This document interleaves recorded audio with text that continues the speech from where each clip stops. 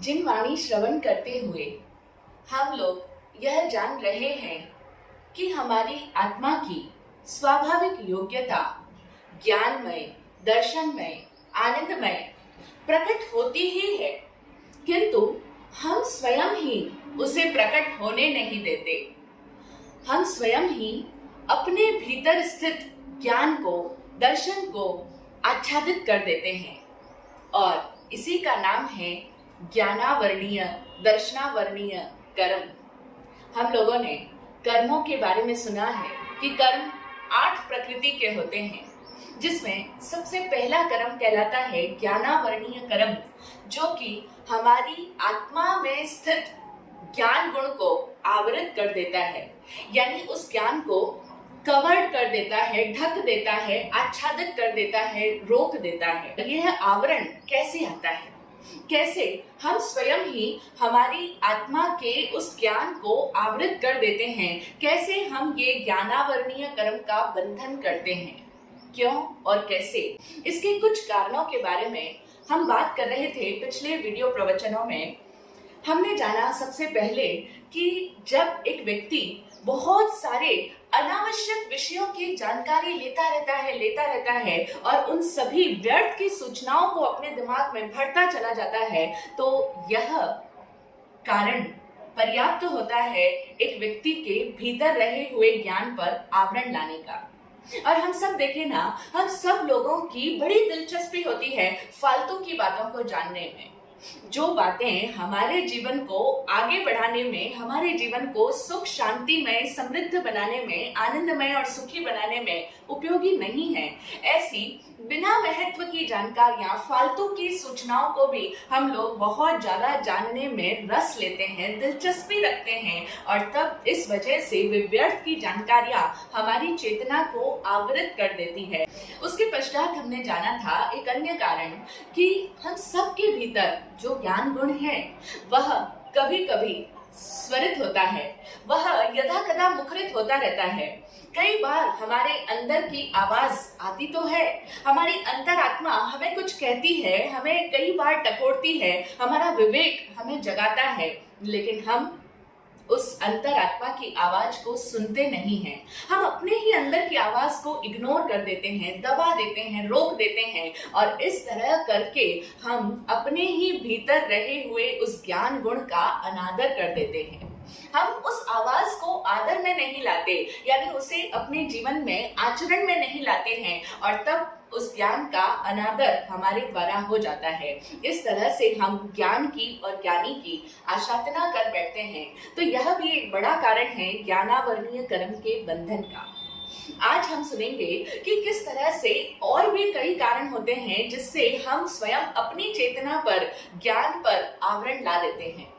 जब भी कोई व्यक्ति बिना जाने किसी भी बात को मानना शुरू कर देता है, तब भी वह अपने ज्ञान पर आवरण ला रहा है, अपने भीतर के उस ज्ञान गुण को आच्छादित कर रहा है। कैसे? बिना जाने मानने से। और अक्सर हम देखें, हम लोग ऐसा ही करते हैं।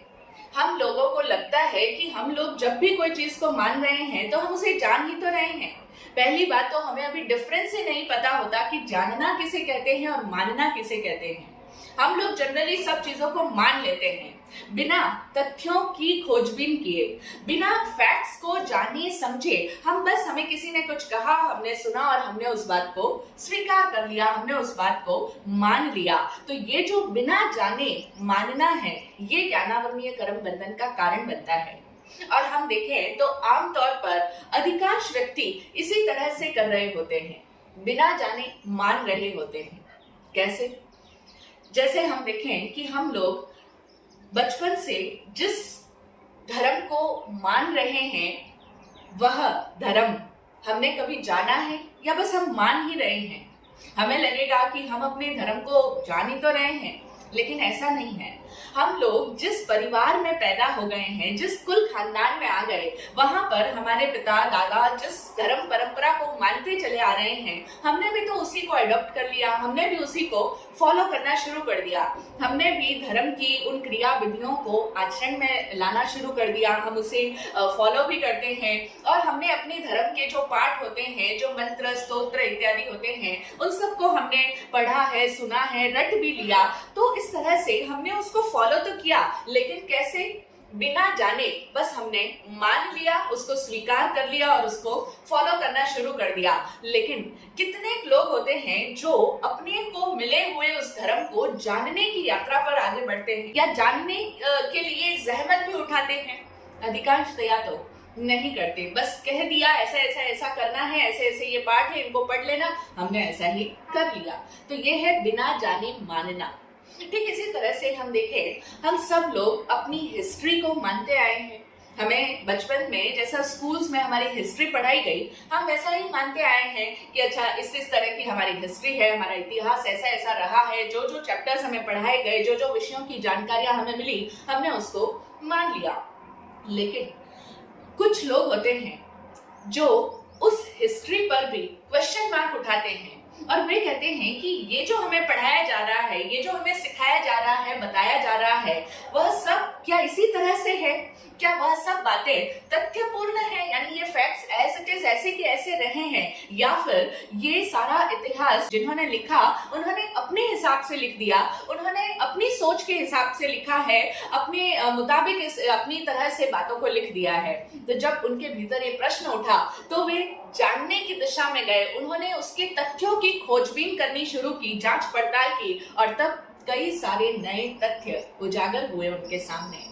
जैसे हम देखें कि इतिहास तो हमेशा ही जीतने वालों की शान में लिखा जाता है। बिल्कुल ऐसा ही तो है।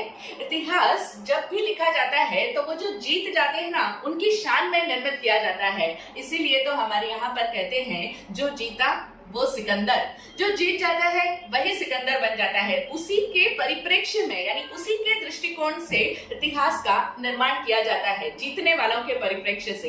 तो इसीलिए जब किसी ने ये प्रश्न उठाया तब उसने शोध करी, उसने जानने का प्रयास किया कि ये सब बातें उसने बस अपने हिसाब से लिखती है या सत्य में भी ऐसा हुआ था, फैक्ट्स क्या है। उन्होंने फैक्ट्स को जानना चाहा तो कितनी सारी नई बातें उजागर हुई।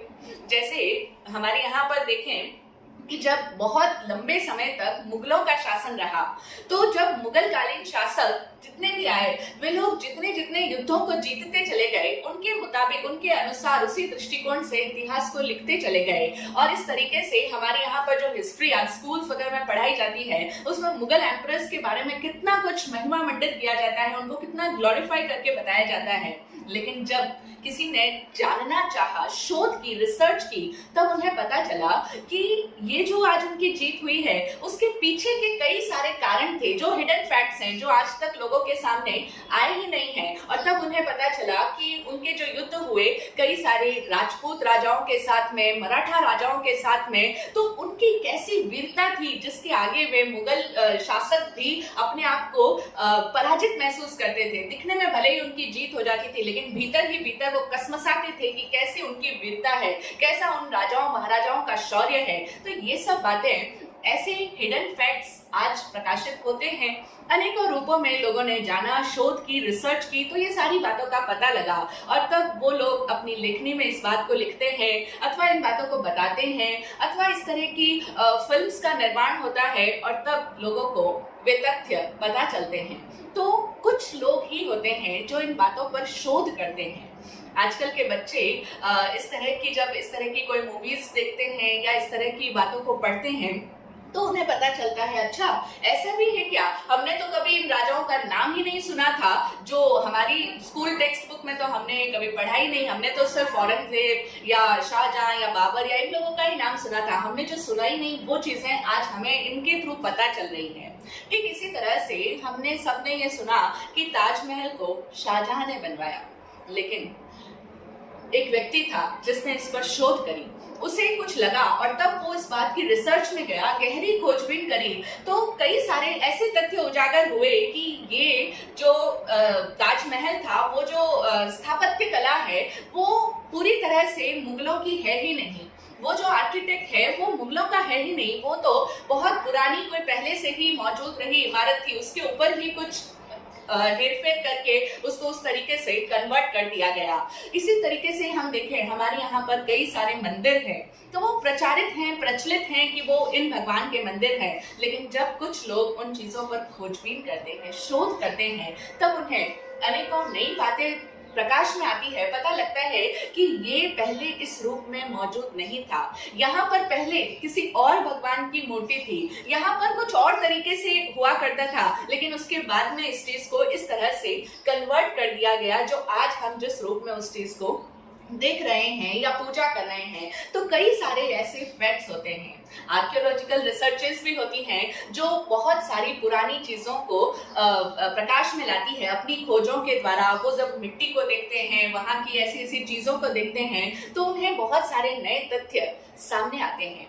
तो इस तरह से हम देखें, हम लोग तो ये सारी इन रिसर्चेस में जाते नहीं हैं, हम लोग इतना कोई प्रयास नहीं करते, हम कभी अपने इतिहास को जानने की चेष्टा करते ही नहीं हैं। हम तो बस जो हमें कहा गया, जो हमें पढ़ाया गया, जो हमें सिखाया गया, हमने उस बात को चुपचाप से मान लिया। चाहे ये धर्म के क्षेत्र में हो, चाहे लोगों के क्षेत्र में हो, चाहे समाज के क्षेत्र में हो, चाहे शिक्षा के क्षेत्र में हो, अध्यात्म के क्षेत्र में हो, अध्ययन के क्षेत्र में हो, हम लोग बस जो सूचनाएं हमें दे दी जाती है, जो इंफॉर्मेशन हमें प्राप्त हो जाती है, हम लोग बिना जानने की कोशिश किए चुपचाप उन सूचनाओं को मानने लग जाते हैं। जैसे कि हम देखें, अगर घर परिवार के संदर्भ में अगर हम बात करें, तो घर में एक नई बहू आती है, नई नई शादी होकर के बहू घर में आई है, ससुराल में आई है, और तब उसकी सास उसे ये बतलाना शुरू कर देती है कि देखो बेटा, ये तुम्हारी काकी सास है, ये तुम्हारी ताई सास है, और इन दोनों से तुम ज्यादा मेलजोल मत रखना, क्योंकि ये जो तुम्हारी काकी सास है ना, इनका नेचर कुछ इस तरह का है कि पहले तो ये तुम्हारे साथ में बहुत अच्छा मेलजोल रखेगी, बहुत घुल मिल जाएगी, तुमसे बहुत सारी बातें करेगी, और तुम्हारी जो भी बातें हैं वो सब तुमसे बातें निकलवा देगी। ये उस कला में बड़ी माहिर है, वो तुम्हारे अंदर की सारी बातें पूछ पूछ कर निकलवा देगी, बाहर तुमसे प्रकट करवा लेगी, और फिर तुम्हारी उन बातों को सुन करके हमारे घर परिवार की, हमारे खानदान के सामने, चार लोगों के सामने, समाज के सामने जाकर के हंसी उड़ाएगी। इसकी ऐसी ही आदत है, ये फिर हमारा अपमान करती है, इंसल्ट करती है, हमें नीचा दिखाने की कोशिश करती है, इसलिए तुम अपनी काकी सास से बच के रहना, ज्यादा मिलजोल मत बढ़ाना। इसी तरह से ये जो तुम्हारी ताई सास है ना, ये बहुत कंजूस नेचर वाली है, इसीलिए इनके सामने ज्यादा महंगी महंगी भारी भारी चीजों को पहनकर मत जाना, प्रदर्शन मत करना, क्योंकि इनकी नजर लग जाती है, इनको सुहाता नहीं है हम अच्छे कपड़े पहने तो, अच्छी ज्वेलरी वगैरह पहने तो, अच्छा खाए पिए तो इसीलिए इनसे जरा इस मामले में बचकर ही चलना। अब हम देखें क्या किया, नई बहू को आते ही सास ने मनवाना शुरू कर दिया कि ये ऐसी है, ये ऐसी है, इससे ऐसा व्यवहार करना, इससे ऐसा मत करना। इस तरह से उसने अपनी बहू से बहुत सारी बातें मनवाना शुरू कर दिया, और हो सकता है कि वह बहू जिंदगी भर अपनी सास की कही उन बातों को ही सच मानती चली जाए। वह भी मान लेगी, क्योंकि इसमें क्या बड़ी बात है, उसे भी लगेगा ना कि हाँ, मेरी सास इतने वर्षों से इन लोगों से डील कर रही है, तो वो जो कहती है वो ठीक ही कहती होगी, तो वो जिंदगी भर अपनी सास की उन बातों को मानती चली जाएगी। एक दूसरी संभावना और भी हो सकती है कि वह बहू शायद कभी जानने का प्रयास भी करे, अपने आप से सोचे कि मेरी सास ने जो बातें कही हैं इनके बारे में, क्या वो ऐसी ही है या ऐसी नहीं है। तो वो खुद से कोशिश करे कि कभी उसकी सास घर परिवार में मौजूद ना हो, कहीं बाहर गई हो, और तब वो अपनी काकी सास के साथ जरा ज्यादा मिलजोल बढ़ाए, उनके साथ में उसकी अच्छी दोस्ती हो जाए, और तब उसे उनके नेचर के बारे में पता लगे। हो सकता है जो उसकी सास ने कहा वही बातें ठीक निकल जाए, हो सकता है जो उसकी सास ने कहा वो ठीक ना लगे, लेकिन बहू ने जानने का प्रयास तो किया, स्वयं से जाना, स्वयं से उसने कोशिश करी कि क्या है क्या, आखिर उसकी बात की सच्चाई क्या है। लेकिन अक्सर हम लोग ऐसा नहीं करते। माताएं अपनी बेटियों को बहुत सारी बातें सिखाती पढ़ाती रहती है, बताती रहती है, और बेटियां भी चुपचाप से उस बात को मान लेती है, जैसा माँ ने कहा वैसा ही होगा।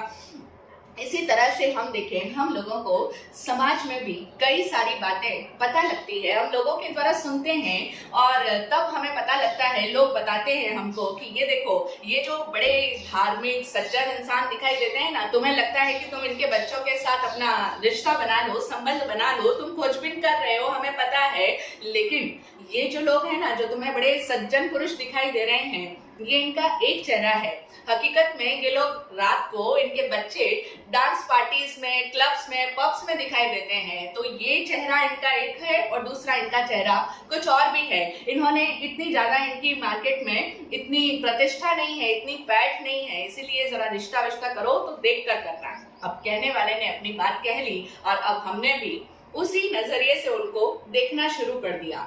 बहुत थोड़े लोग होते हैं जो जानने की कोशिश स्वयं करते हैं, और अक्सर तो हम लोगों को जैसा किसी भी लोगों के बारे में कोई एक इमेज दिखा दी जाती है, बता दी जाती है, हम भी उसको वैसा ही मानने लग जाते हैं।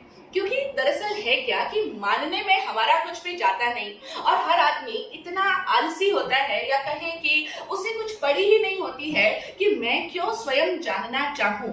वो जानने के लिए प्रयास ही नहीं करता है। वो कहता है ठीक है, उसने कहा तो ऐसा ही होगा, मान लेते हैं। और फिर उसमें भी अगर किसी की कोई बुराई की बात हो, किसी का कुछ अवगुण हमें बताया जा रहा हो, तब तो हम बड़ा इजीली उसको मान लेते हैं, उसको पूरी तरह से सर्वथा सत्य मान करके ही बैठ जाते हैं कि हाँ हाँ ऐसे ही होगा, रात को तो वो लोग, उनके बच्चे जाते ही होंगे, आजकल तो जमाना ही ऐसा है, सारी यंग जनरेशन ऐसी ही हो रखी है, अपनी तरफ से और 2, 4, 10 बातें ऐड ऑन कर देंगे। मतलब कितना आसानी से हम लोग ऐसी बातों को मान लेते हैं, एडमिट कर लेते हैं कि वो ऐसा ही है। तो हम देखें कि हम लोग कितनी सारी ऐसी व्यर्थ की बातों को लोगों को सुनाते हैं, लोगों को बताते हैं, और हम ये भाव भी रखते हैं कि हम जो कह रहे हैं सामने वाला हमारी बात को मान ले। हम लोग भी मान लेते हैं उनकी बातों को, और जब हम लोगों को बताते हैं कुछ बातें, तो हमारे मन में भी क्या रहता है कि हम जो कह रहे हैं वो सामने वाला उस बात को स्वीकार कर ले, मान ले। अब देखें ना, इसी तरह से जो पिता होते हैं, जब उनका बेटा बड़ा हो जाता है और अब व्यापार में एंट्री करने लगता है, तो वह पिता अपने बेटे को कई सारी सीख देता है, कई सारी बातें बताता है अपने बिजनेस से रिलेटेड। वो कहता है कि देखो बेटा, हमारे इन व्यापारियों के साथ में संबंध है, तुम भी जानते ही हो इन लोगों को, लेकिन इनमें से देखो, ध्यान रखना, ये जो व्यापारी है ना, ये इनके साथ में हमारे बड़े अच्छे कॉन्टेक्ट्स है, क्योंकि ये हमें बहुत सारा माल दिखाते हैं, तो इनसे जरा अपना व्यवहार अच्छा बना के रखना, मधुर संबंध बना के रखना। आज तक हमारे भी बड़े अच्छे रिलेशंस रहे हैं। और ये वाले जो व्यापारी है ना, ये लोग बस ठीक है, ओके ओके है, इनसे कोई खास मतलब नहीं है अपन को। लेकिन वो जो एक व्यापारी है ना, वो बहुत बेकार है, उसका नेचर बड़ा खराब है, बड़ा घटिया किस्म का इंसान है। और ये लोग दूसरे जो है, ये थोड़े धोखेबाज है, इनसे जरा सावधान रहना, इनसे व्यवहार बना के मत रखना। तो इस तरह से पिता किसका नेचर क्या है, कैसा है, इससे बना के रखो, इससे मत बना के रखो, ये सारी बातें अपने उस बेटे को, जो नया नया अभी व्यापार में आया ही है, उसे सब कुछ बता देता है, और चाहता भी है कि बेटा मेरी बातों को मान ले। कई पिता तो कहते भी हैं, बेटा जो मैं कह रहा हूं ना, मेरे हिसाब से तुम चलोगे, मेरे हिसाब से करोगे तो सुख पाओगे, वरना कोई गारंटी नहीं है, तुम जैसा मैं बता रहा हूँ वैसा वैसा ही कर लो। अच्छा, इतना ही नहीं, कई पिता तो इससे आगे बढ़कर के बेटों को ऐसी शिक्षा भी देते हैं कि बेटा व्यापार के लिए तुम अगर और उधारी लेना चाहो तो और बाजार से पैसा उठा लेना, लेकिन जब उधारी चुकाने की बारी आए तो एकदम से मत चुका देना, वरना लोगों पे क्या इफेक्ट होगा कि इनके पास में तो पैसा ऑलरेडी पड़ा था। तो इसलिए जब लोग आए, जब तुमसे मांगे, तो बहुत सारे चक्कर कटवाना, बहुत सारे कॉल्स आए, उसके बाद में ही जाके उनका पैसा चुकाना। और भी इस तरह से लोग पता नहीं कैसी कैसी बातें बताते हैं कि देखो, अगर कोई माल लिखवाने आए व्यापारी व्यापारी दूसरा, तो एकदम से ऐसे मत कहना कि हाँ कल की कल डिलीवरी हो जाएगी माल की। जरा उनको ठहराना, रुकाना, क्योंकि ऐसा करने से क्या होता है, ये इफेक्ट जाता है सामने वाले को कि अपने स्टॉक में माल तो पहले से पड़ा है, कोई हमारा माल ले ही नहीं रहा है, इसलिए ऐसा हो रहा है। तो इसलिए जरा थोड़ी इस तरह की होशियारी रखना। तो इस तरह से कई पिता अपने बेटों को न जाने कैसी कैसी बातें मनवाते चले जाते हैं, बताते चले जाते हैं, सिखाते, पढ़ाते, समझाते रहते हैं। और जो अगर उनका बेटा थोड़ा आज्ञाकारी किस्म का होता है, अगर वो अपने पिता की सब बातों को मान लेता है, तब तो पिता बड़े खुश, हाँ मेरा बेटा बहुत बढ़िया है, बहुत अच्छी तरीके से जम गया, अब भी वो व्यापार की सारी ट्रिक्स को सीख गया है, अब वो पिता बेटे से बड़ा खुश रहेगा। क्यों? क्योंकि बेटे ने उसकी बात को मान लिया। तो जब मेरा बेटा मेरी बातों को, मेरी कही गई बातों को सुनता है, मानता है, उसी अकॉर्डिंग चलता है, तो पिता का अहंकार पुष्ट होता है, हमारा ईगो खुश होता है, उसमें संतुष्टि पाता है। और जो अगर बेटा पिता की बात को न माने और अगर वो कहे कि मैं खुद अपने तरीके से करूंगा, मैं खुद जानने की कोशिश करूंगा, तो पिता को बड़ा बुरा लगता है। कोई पिता नहीं चाहता कि बेटा उसकी बात को न माने। अगर बेटे उनकी बात पर क्वेश्चन मार्क लगाए कि अच्छा पिताजी, हो सकता है आपका उन व्यापारी के साथ में संबंध अच्छा ना रहा हो, लेकिन अगर मैं उनसे डील करूंगा तो हो सकता है हमारे संबंध अच्छे हो जाएं। लेकिन नहीं, ये सवाल ही पिता बर्दाश्त नहीं कर पाएगा। और कई इसी वजह से पिता पुत्रों से अपने नाराज रहते हैं, क्योंकि पुत्र सीधा सीधा भाषा में अगर कह दे, स्पष्ट शब्दों में अगर वो कह दे, पिताजी ठीक है आपकी बातें मैंने सुन ली, जैसा आपने कहा वो ठीक है, आपकी बात होगी, लेकिन मैं अब जब व्यापार में आ गया हूँ तो आप चिंता मत कीजिए, मैं अब अपनी बुद्धि से सोचूंगा, मैं अपनी समझ को प्रयोग में लाऊंगा, मैं स्वयं अब बिजनेस कर रहा हूँ तो मुझे स्वतंत्रता चाहिए, मुझे फ्रीडम चाहिए। आप हर बात में मुझे इंटरफेयर मत करो, मुझे रोका टाकी मत करो, मैं अपने तरीके से काम करूंगा, मैं अपनी सोच समझ से अपने हिसाब से देख करके काम कर लूंगा। लेकिन ये बात कैसे पिता को बर्दाश्त हो जाए जब अगर पुत्र ये कह दे कि मैं अपनी बुद्धि से सोचूंगा, स्वयं स्वतंत्रता चाहता हूँ। कोई पिता अपने बेटे को स्वतंत्रता देना नहीं चाहता। इसी तरह कोई सास अपनी बहू को स्वतंत्रता नहीं देना चाहती। बहू कहती है कि मैं अपने हिसाब से काम करती हूँ मम्मी जी, मेरा काम करने का स्टाइल थोड़ा डिफरेंट है, मैं आपकी तरह इतनी फास्ट नहीं कर सकती, मुझे आप फ्रीडम दो, आप आराम से बैठिए, मैं अपने तरीके से कर लूंगी। लेकिन वह सास नहीं चाहती कि बहू को इस तरह से अपने हिसाब से काम करने दिया जाए। वो बीच में भी आएगी, रोका टोकी भी करेगी, उसके ऊपर टीका टिप्पणियां भी करती रहेगी, लेकिन उसे ये पसंद नहीं होगा कि वो अपने तरीके से कोई काम करे या कुछ नया कर देखे, लेकिन उसे ये चीज स्वीकार नहीं हो पाती। इसी तरह हर क्षेत्र में होता है, ना तो माताओं को अपनी बेटियों की स्वतंत्रता अच्छी लगती है, उन्हें वो स्वतंत्रता देना नहीं चाहती। अगर कोई शिष्य भी कहे गुरु से कि मैंने आपकी बातों को सुना है, लेकिन अब मैं मानने या न मानने के लिए स्वतंत्र हूँ, मैं स्वयं कोशिश करूंगा, प्रयास करूंगा, अपने अंदर से देखूंगा, एक्सपेरिमेंट करूंगा और फिर देखूंगा कि क्या होता है क्या नहीं होता है। सुन सकता है कोई गुरु या कोई शिष्य ऐसा कहता भी है? ना तो कोई शिष्य ऐसा कह पाता है, और ना ही अगर कोई कह दे भूल चूक से, सच्चा ही ईमानदार कोई शिष्य हो और वो कह दे कि मैं स्वयं खोज की यात्रा पे जाऊंगा, तो गुरु को ये चीज सुनना ही गवारा नहीं होगा, वो सुन ही नहीं सकता। तो जो भी पुरानी पीढ़ी है, वो नई पीढ़ी जो स्वतंत्रता चाहती है, अपने हिसाब से अपनी समझ के मुताबिक कार्य करना चाहती है, अपनी समझ के अनुसार जीवन को जीना चाहती है, अपनी स्टाइल में कार्य करना चाहती है, तो कोई भी पुरानी पीढ़ी, चाहे वो सास हो, चाहे वो पिता हो, चाहे वो गुरु हो, चाहे वो हमारे घर के बड़े बुजुर्ग हो, कोई भी उन नए बच्चों को स्वतंत्रता देने में खुश नहीं है। और यही कारण होता है कि वे पुराने लोग, पुरानी मानसिकता वाले लोग नई पीढ़ी को उनकी योग्यताओं को उभरने से रोक देते हैं, उनकी योग्यताओं को उभरने से दबा देते हैं। अब ऐसा ही तो होगा जब आप उनको हर चीज में रोका टोकी करते जाओगे, उनको अपनी बुद्धि का प्रयोग करने ही नहीं दोगे, स्वयं को एक्सपेरिमेंट करने के लिए आगे बढ़ने ही नहीं दोगे, तो उनके भीतर का टैलेंट, उनके अंदर की प्रतिभा निखरेगी कैसे, उभरेगी कैसे, बाहर प्रकट होगी कैसे? आत्मज्ञानी पूज्य श्री विराट गुरुदेव की भजन की एक पंक्ति याद आ रही है। बड़ी गहरी पंक्ति है और समाज की आज की सच्चाई दर्शाती है। गुरुदेव कहते हैं अपने उस भजन में, पैसे ने पौरुष को पछाड़ा, प्रतिभा छली रिवाजों ने, जग की सुंदर सुर लहरी को दाब दिया आवाजों ने। पंक्तियां बहुत गहरी और बहुत सुंदर है, बड़ी प्यारी पंक्तियां हैं। पैसे ने पौरुष को पछाड़ा। हमारे यहाँ पर क्या हो रहा है, जिसके पास में पैसा अधिक, धन अधिक है, वह जिसके पास में योग्यता है उसको पछाड़ देता है। योग्यता वाले पीछे रह जाते हैं। जिसके अंदर पौरुष है, कुछ करने का दमखम है, वो रखता है, उसके अंदर टैलेंट है, योग्यता है, लेकिन दूसरा जो अधिक धनी व्यक्ति है वो क्या करेगा, उस पोस्ट को या उस जीत को खरीद लेगा। तो समाज की ये सच्चाई है। पैसे ने पौरुष को पछाड़ा और प्रतिभा छली रिवाजों ने। जो प्रतिभा है, लोगों के भीतर बहुत कुछ टैलेंट छुपा है। हमारे अपने जो नई पीढ़ी है, जो बच्चे हैं, उनके अंदर कितना टैलेंट भरा पड़ा है, लेकिन कई पेरेंट्स उस टैलेंट को सही रास्ता देते ही नहीं है। हमारे घर की परंपरा नहीं है कि तुम ऐसे बाहर जाओ, हमारे यहाँ पर ये रिवाज नहीं चलते हैं, तुम्हें हमारे रीति रिवाजों को ही फॉलो करना पड़ेगा, उन्हीं का पालन करना पड़ेगा, तुम ऐसा नहीं कर सकते, वहां नहीं जा सकते, वो नहीं कर सकते। इस तरह से इन रीति रिवाजों की वजह से कई सारी प्रतिभाएं छली जाती रही है।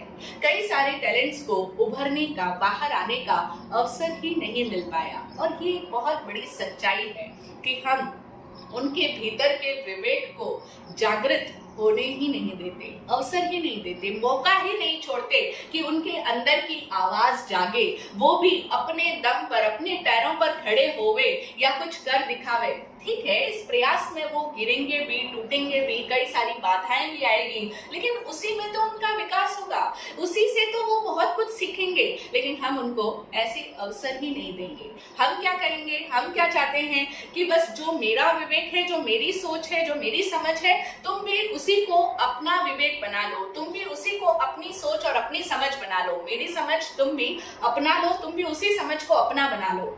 जबकि हम अगर देखें तो उनका अपना, यानी जो पुरानी पीढ़ी रही है, उनका अपना भी क्या कोई विवेक रहा भी है? नहीं ना, उनकी अपनी कहाँ थी वो समझ।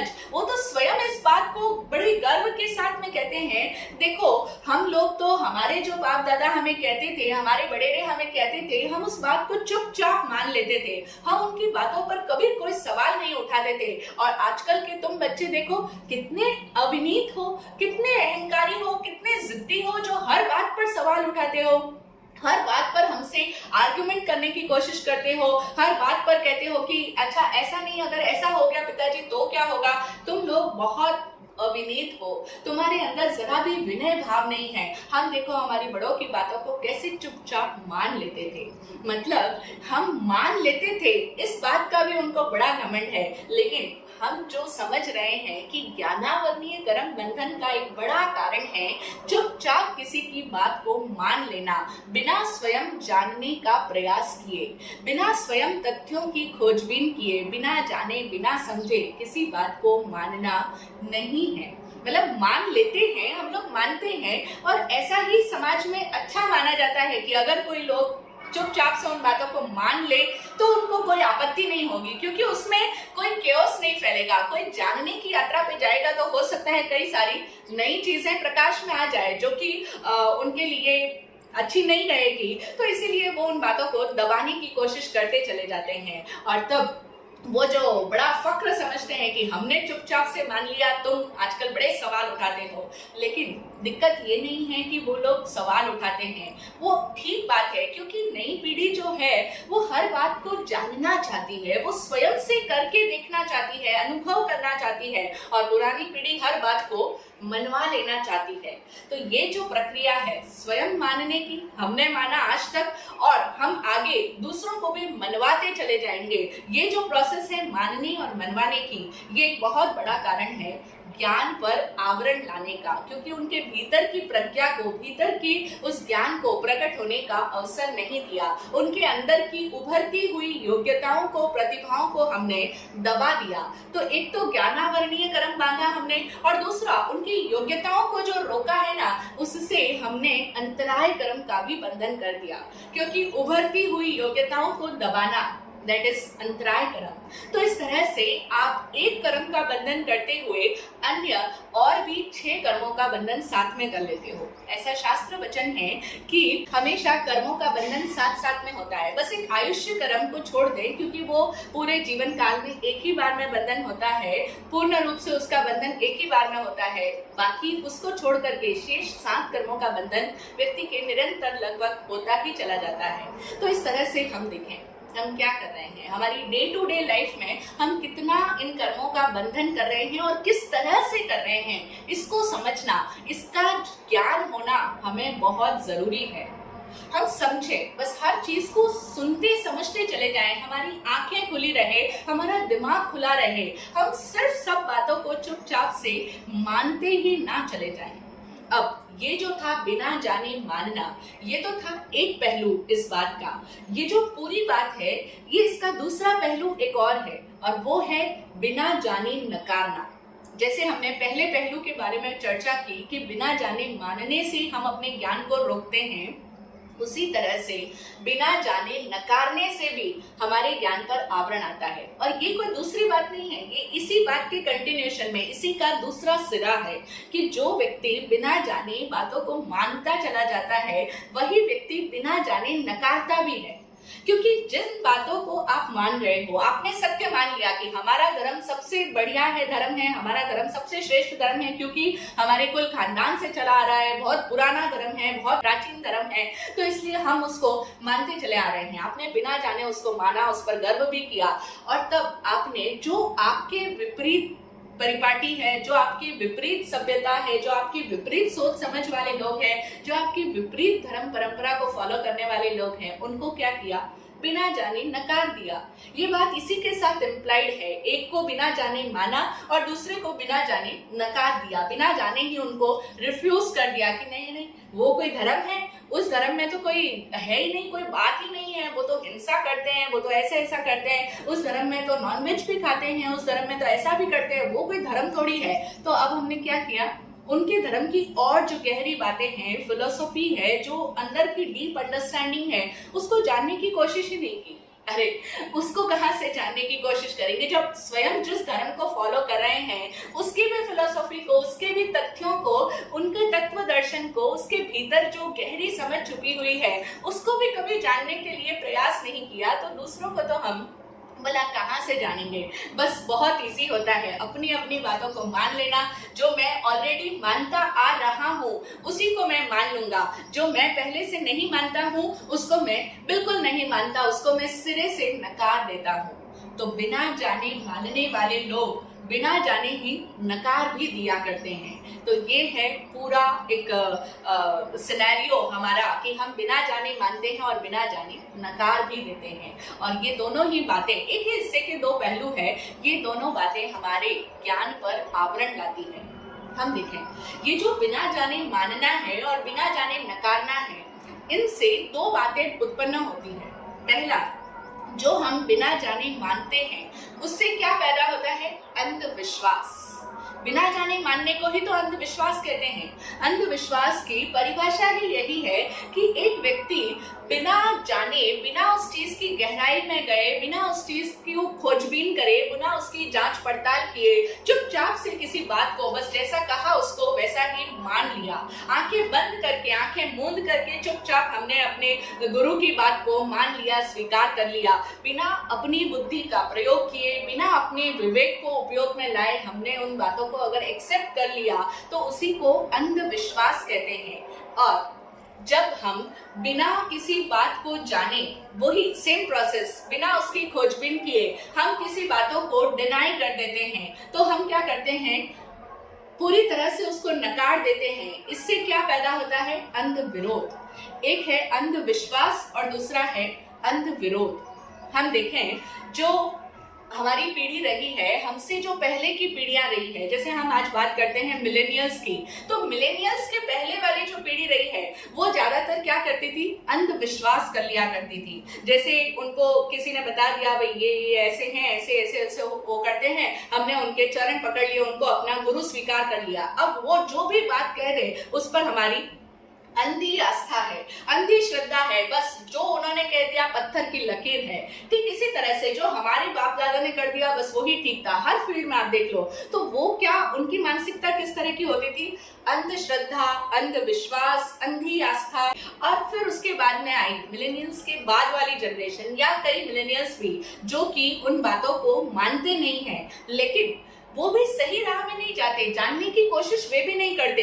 वे क्या करते हैं, शुरू से ही उन बातों को नकार देते हैं, क्योंकि उन्होंने अपनी पुरानी पीढ़ियों को देखा, अपने पिता, अपने दादा, अपने आसपास जो भी बुजुर्ग लोग हैं उन लोगों को देखा कि उनके अंधविश्वास की वजह से उनको अपने जीवन में कितनी हानि उठानी पड़ी, या फिर कई सारे नए तथ्यों की लोगों ने शोध करी तो कई सारी बातें उजागर हुई। और तब उन्होंने क्या किया कि उन सब बातों को, धर्म गुरुओं को, धर्म को, ज्ञान को, सबको डिनाई करना शुरू कर दिया।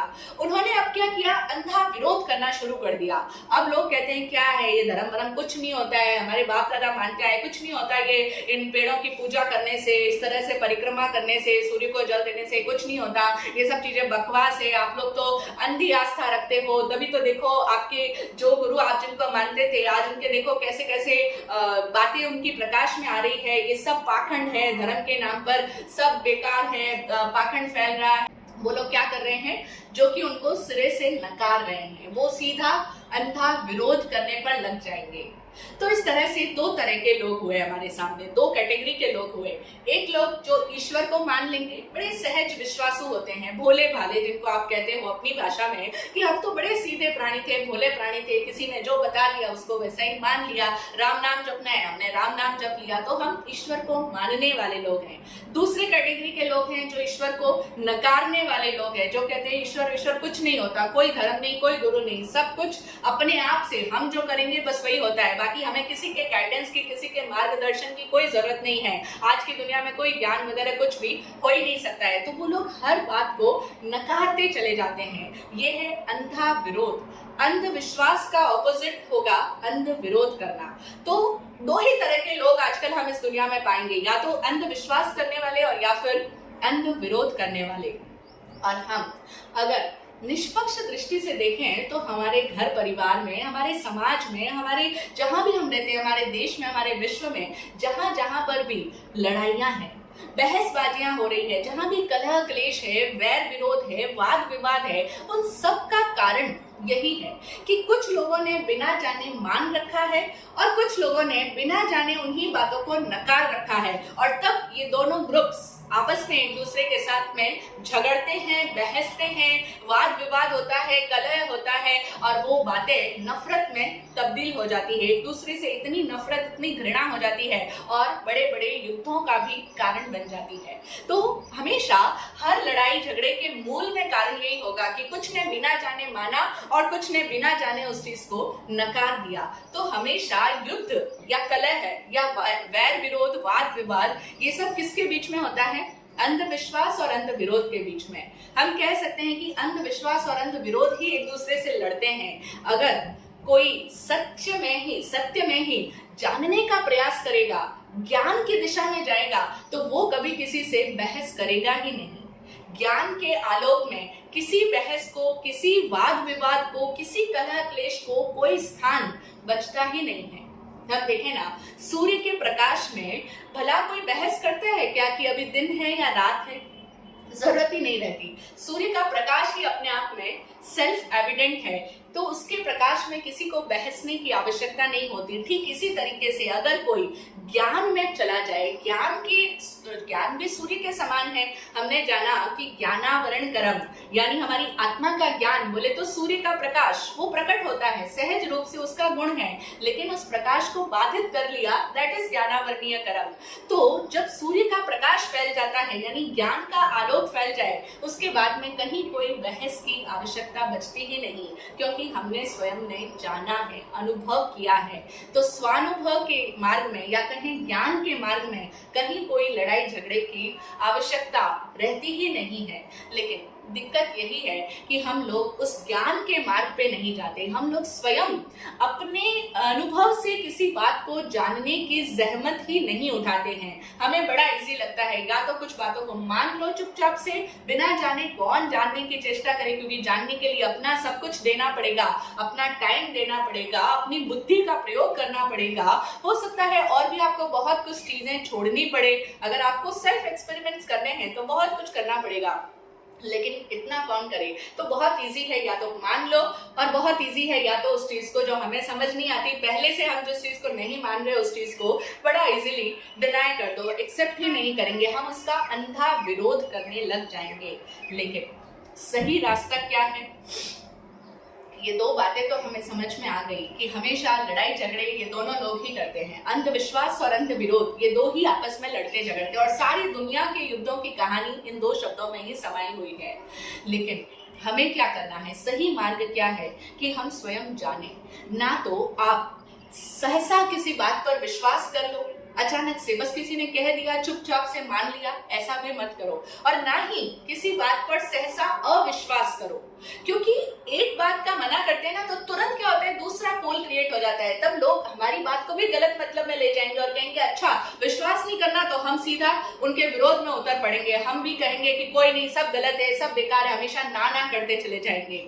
एक बड़ा अच्छा मजाक है, चुटकुला है, वो याद आ गया कि एक बार कहीं एक राजाओं का जमाना था उस समय में, तो कोई शास्त्रार्थ की बात आई। उस राजा के यहाँ पर किसी विद्वान ने ये चुनौती दी कि मैं शास्त्रार्थ करना चाहता हूँ, तुम्हारी नगरी का अगर कोई भी बड़ा विद्वान हो तो आए और मुझसे शास्त्रार्थ करे। पुराने जमाने में वाद विवाद ऐसे शास्त्रार्थ कहलाते थे, यानी वो एक दूसरे से सवाल जवाब करते थे। तो जो जीतेगा तो देखा जाएगा। और वो विद्वान आज से पहले कई नगरियों में जीत हासिल करके आ रहा था, बड़ी रुचि ख्याति थी उसकी। तो राजा एकदम परेशानी में पड़ गए कि हमारी नगरी में ऐसा कौन है विद्वान। जो राजगुरु थे उनसे पूछा, उन्होंने कहा भाई मैं तो शास्त्रार्थ किसी से करता नहीं। अब कई लोगों से, अन्यों से पूछा, विद्वानों से, सबने मना कर दिया। राजा को बड़ी परेशानी हुई कि अगर हमारे नगर में अगर किसी ने उनके साथ वाद विवाद नहीं किया तो इसका मतलब वो जीत जाएगा और हमारे नगर की नाक कट जाएगी, हमारी प्रतिष्ठा की बात है। तो फिर उन्होंने कहा कि भाई कुछ तो करो, प्रयास करो। उस नगर के अंदर एक सामान्य सा व्यक्ति जो कि अपने मोहल्ले में बड़ा ही मूर्ख कहलाता था, बड़ा ही जिद्दी कहलाता था, वो एक सामान्य सा व्यक्ति उठकर आया दरबार में और कहने लगा राजा साहब मैं उस विद्वान से शास्त्रार्थ करने के लिए प्रस्तुत हूँ। राजा ने कहा अच्छा तू इतना विद्वान अपने आप को मानता है, तुझे क्या क्या ज्ञान है? उसने कहा ज्ञान तो मुझे कोई खास नहीं है, मुझे कोई भी ज्ञान नहीं है, लेकिन फिर भी मैं शास्त्रार्थ कर लूंगा। राजा बड़ा हैरान हुआ। राजा ने कहा अच्छा ऐसी क्या तेरे अंदर विशेषता है जो तू इतने कॉन्फिडेंस के साथ में कह रहा है कि तू उनसे शास्त्रार्थ कर लेगा और जीत जाएगा, हमारे नगर की इज्जत को गिराएगा नहीं, तू हमारे को प्रतिष्ठा दिलाएगा, ऐसा क्या है तेरे में? चल हम तुझसे कुछ सवाल पूछते हैं कि तू क्या करेगा, आखिर तेरे अंदर की स्ट्रेटेजी क्या है, पता तो चले। राजा ने उससे सवाल किया कि अच्छा समझ ले, फर्ज करो कि अगर सामने वाले ने तुझसे कहा कि 1 और 1 2 होते हैं, तो ये तो बड़ी सामान्य सी बात है, तू कहेगा हाँ भाई 2 होते हैं और तब वो जीत जाएगा, एक क्वेश्चन में वो पास हो जाएगा, उसको ज्यादा अंक मिल जाएंगे। तो उसने कहा नहीं नहीं राजा साहब ऐसे कैसे जीत जाएगा, वो कहेगा 1 और 1 2 होते हैं तो मैं उससे कहूंगा 1 और 1 2 नहीं होते, 1 और 1 11 होते हैं। राजा ने कहा अच्छा ठीक है। अच्छा फिर राजा ने कहा कि अच्छा अगर उसने कहा कि 1 और 1 11 होते हैं तो तू क्या कहेगा? तो उसने कहा मैं कहूंगा 1 और 1 2 होते हैं, 11 होते ही नहीं है। तो इस तरीके से उसको किसी हालत में जीतने नहीं दूंगा। फिर राजा ने कहा कुछ सोच करके कि अच्छा अगर उस विद्वान ने कहा कि 1 और 1 2 भी होते हैं, 1 और 1 11 भी होते हैं, तब तू क्या कहेगा? तो उसने कहा कि तब राजा जी मैं उस बात को मानूंगा ही नहीं ना, मैं मानूंगा तब वो जीतेगा ना, मैं मानूंगा ही नहीं। अब राजा को बड़ी हंसी आई कि ठीक बात है, जो व्यक्ति किसी बात को मानेगा ही नहीं, उस चीज को मना मना मना मना ही करता चला जाएगा, उससे भला आप कैसे जीत पाओगे? वो तो आपकी बात को स्वीकार ही नहीं कर रहा ना, मैं मानूंगा तब ना। तो बस ये बात होती है अंत विरोध करने वालों के साथ में, वो किसी भी बात को पहले ही मना कर देंगे और कहेंगे मैं मानूंगा तब ना। आप उनको कितना भी तर्क सम्मत ढंग से समझाओ, वैज्ञानिक तरीके से समझाने का प्रयास करो, लेकिन नहीं, वो भी क्या है एक तरह की नेगेटिव मान्यता में है जिसको वो नकार रहे हैं वो एक नकारात्मक मान्यता पहले से ही मानकर चले कि हमें तो इनको मानना ही नहीं है। तो इस तरीके से हम देखें ये जितने भी लड़ाई झगड़े हैं और अधिकांशतया हमारे यहाँ पर जो युद्धों की इतिहास रहा है वो ज्यादातर धर्म के नाम पर, भगवान के नाम पर, ईश्वर, खुदा, अल्लाह, इन सब के नाम पर रहा है, या फिर हम अपने समाज में देखें तो ज्ञान के नाम पर ही ज्यादा से ज्यादा बहस होती है कि इतने ज्यादा जो भेद पैदा हो गए हैं, जो लोग टुकड़ों टुकड़ों में बट गए हैं, किस नाम पर, किस कारण से, धर्म के कारण से, ज्ञान के कारण से। जबकि हमने जाना कि ज्ञान के प्रकाश में तो कभी कोई कलह का, कभी कोई भेद का स्थान ही नहीं बचता है। लेकिन हम लोग ऐसे हैं, हम इंसानों की इतनी विशेषता है कि हम लोग तो ज्ञान की वजह से भी लड़ने लग जाते हैं, बंटने लग जाते हैं। कैसे कि अब जैन समाज के संदर्भ में अगर हम बात करें तो हमारे यहाँ पर कई लोगों को ऐसी मान्यता है कि आज के युग में, आज के इस समय में पंचम काल के अंदर कोई ज्ञान नहीं हो सकता। हम कहते हैं कि केवल ज्ञान नहीं हो सकता, अवधि ज्ञान, मन प्रयोग ज्ञान, कोई भी विशिष्ट ज्ञान आज के समय में हो ही नहीं सकता। ये एक प्रबल मान्यता है, स्थापित रूप से मान्यता है। तो अब क्या है, वो लोग लड़ते हैं उन लोगों से जब अगर सच में ही कोई ज्ञानी हो जाए, किसी को आत्म अनुभव हो जाए, अपने आप का ज्ञान प्रकट हो जाए, सेल्फ रियलाइजेशन हो जाए, तो वो लोग उस बात को स्वीकार ही नहीं करेंगे कि इस व्यक्ति को ज्ञान उत्पन्न हुआ है। वो कह देंगे नहीं नहीं, आज के जमाने में कोई ज्ञान नहीं हो सकता। वो कहेंगे भाई मैं स्वयं प्रमाण हूँ, मैंने अपने भीतर से जाना है।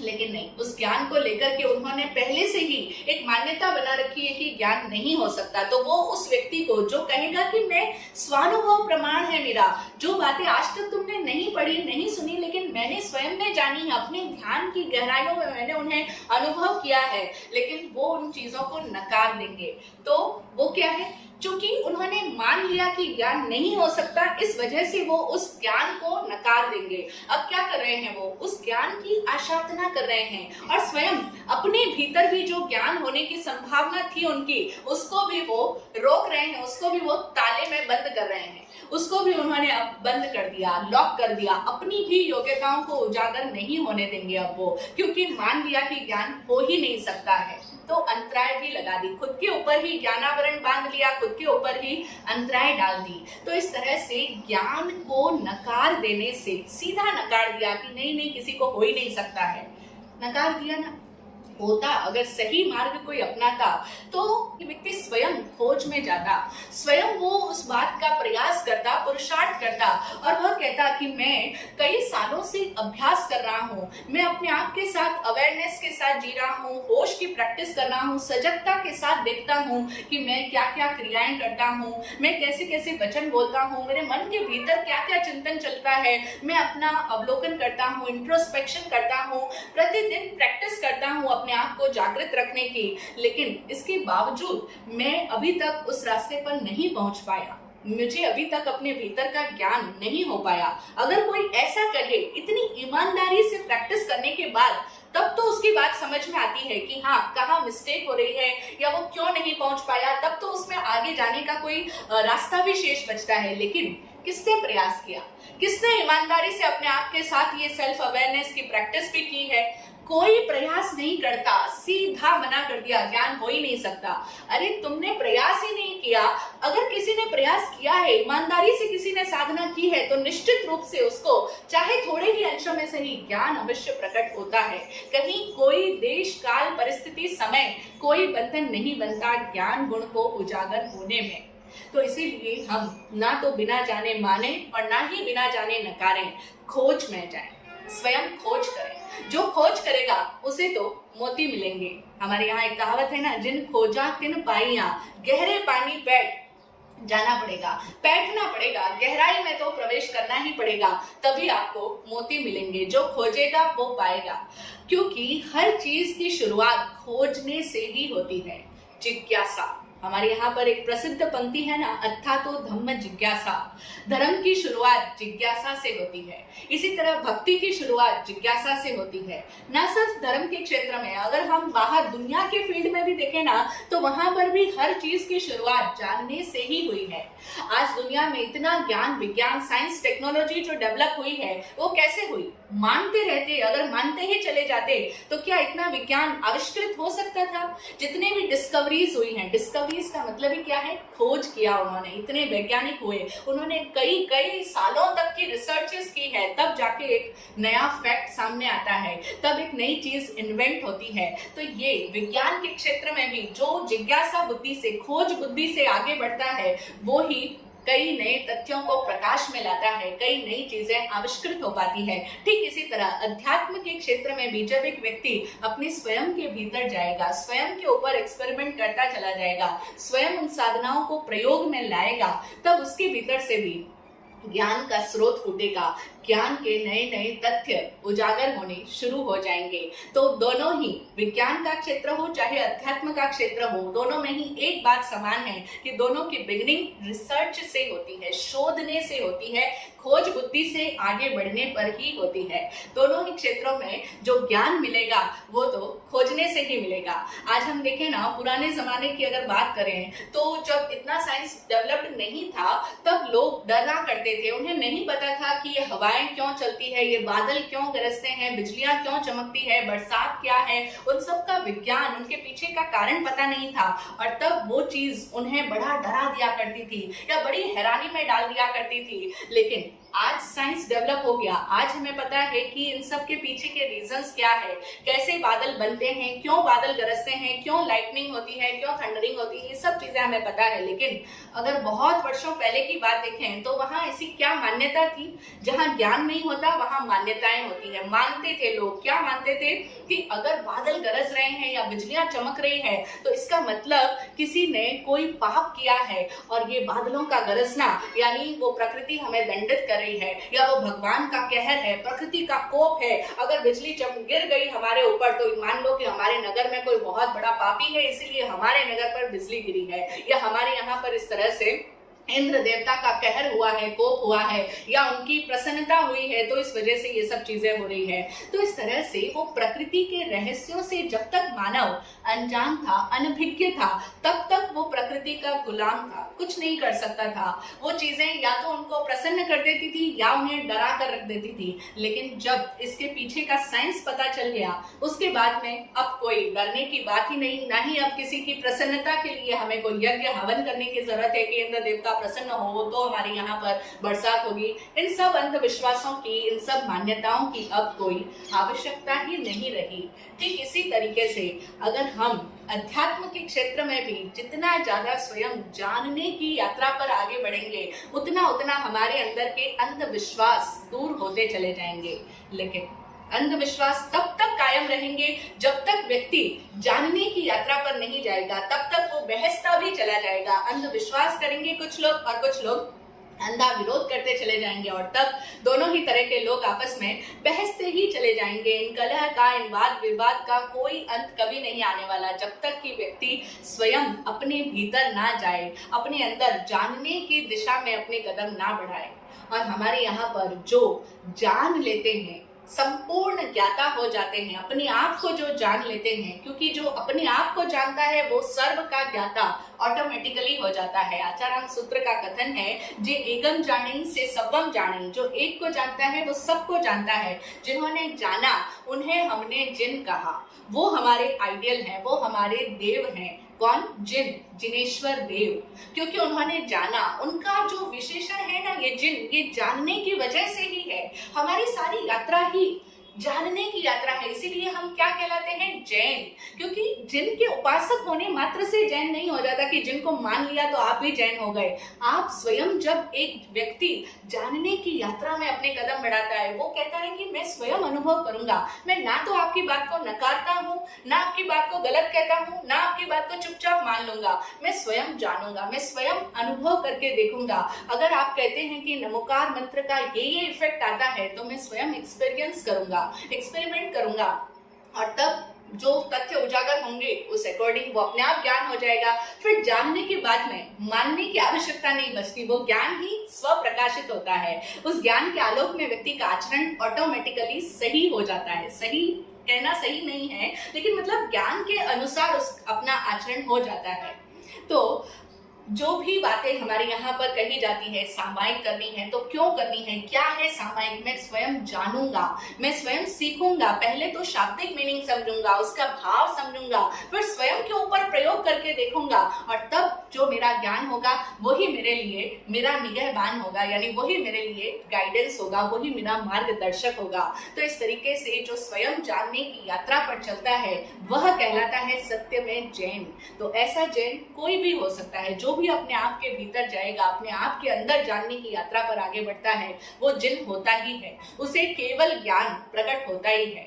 तो विज्ञान हो चाहे अध्यात्म हो, जानने की यात्रा पे जाना जरूरी है। हाँ, लेकिन विज्ञान और अध्यात्म में एक बड़ा अंतर है कि जब विज्ञान के क्षेत्र में कोई लोग कुछ बातों को जान लेते हैं तो वो जो इन्वेंशंस हो जाते हैं वो चीजें पूरे समाज के लिए लाभदायी हो जाती है। जैसे किसी ने रिसर्च करी और इलेक्ट्रिसिटी का आविष्कार हुआ, तो अब वो इलेक्ट्रिसिटी सब लोगों के लिए सुलभ हो गई, उसका लाभ, एक की रिसर्च का लाभ सबको मिल जाता है, वो सामाजिक हो जाती है। लेकिन अध्यात्म के क्षेत्र में ऐसा नहीं होता। जिसने जाना उसे केवल ज्ञान हुआ, और तब उसे जो आनंद आ रहा है, वो जो ज्ञान उसके भीतर प्रकटा है, वो चाहे भी तो वो अपना ज्ञान किसी को दे नहीं सकता। हाँ, वो उसका रास्ता बता सकता है कि इस दिशा से आगे बढ़ो, ऐसे जाओ, लेकिन जाना एक इंसान को स्वयं को ही पड़ेगा। हर व्यक्ति को अपनी केवल ज्ञान के लिए, अपनी मुक्ति के लिए स्वयं ही यात्रा करनी पड़ेगी। वो उनको कोई रेडीमेड सारा ज्ञान उनको दे नहीं सकते हैं। कहते हैं कि गुरु शिष्य को ज्ञान देते हैं, लेकिन हकीकत में वो एक रास्ता दे देते हैं कि जिससे अब स्वयं वो उस दृष्टि को पाकर के वो स्वयं उस यात्रा पे जाए। करनी तो खुद को ही पड़ेगी। सेल्फ जर्नी है ये, अध्यात्म की जर्नी, तो वो स्वयं को ही करनी पड़ती है। इसीलिए हमारी मुक्ति हमारा अपना चुनाव होता है। हम चाहें, क्योंकि आज तक हो सकता है तीर्थंकर परमात्मा के समोशरण में हम भी गए हो, या ऐसे महान सदगुरु का सानिध्य हमने भी पाया हो, लेकिन अगर हम खुद नहीं चाहेंगे कि हम मुक्त बने, हम खुद जानना नहीं चाहेंगे, जानने की दिशा में नहीं जाएंगे, अपने आप के साथ प्रयोग नहीं करेंगे, तो कोई तीर्थंकर परमात्मा हमें उस मुक्ति का दान नहीं दे सकता। वरना आज तक इतने युग हुए, इतने तीर्थंकर परमात्मा आए, हम क्यों अभी तक संसार में रहते, बंधन में रहते? वो हमें दे देते मुक्ति और हम भी मोक्ष हो जाते। ऐसा नहीं है। हमारी मुक्ति हमारा अपना चुनाव है, हमारा अपना क्या डिसीजन होता है, हम क्या निर्णय करते हैं। जानने की यात्रा पर जाना चाहेंगे या मानने और नकारने की दिशा में ही आगे बढ़ते चले जाएंगे, तो संसार ही संसार रहेगा। लेकिन अगर अंधविश्वास और अंध विरोध, इन दोनों से हम बचेंगे तो हमारे भीतर सम्यक ज्ञान और सम्यक प्रेम प्रकट होगा। क्योंकि अंधविश्वास हटेगा तो सम्यक ज्ञान प्रकटेगा। और अंध विरोध की जो आदत है ना हमारी, हर चीज को नकारते चले जाने की, नहीं नहीं नहीं, मैं मानूंगा ही नहीं, ये अंध विरोध यानी प्रेम का अभाव। प्रेम का अभाव अंधा विरोध करवाता है, और ज्ञान का अभाव विश्वास करवाता है, अंधा विश्वास। तो हमारे भीतर सम्यक ज्ञान और प्रेम प्रकट होगा। ज्ञान कह दो, प्रेम कह दो, हकीकत में एक ही चीज होती है। वो एक पहलू है, एक दृष्टिकोण से देखें तो ज्ञान कहलाएगा, दूसरी दृष्टि से देखें तो वही प्रेम है। प्रेम होगा तो कोई व्यक्ति अंधा विरोध कर ही नहीं सकता, वो स्वयं जानेगा।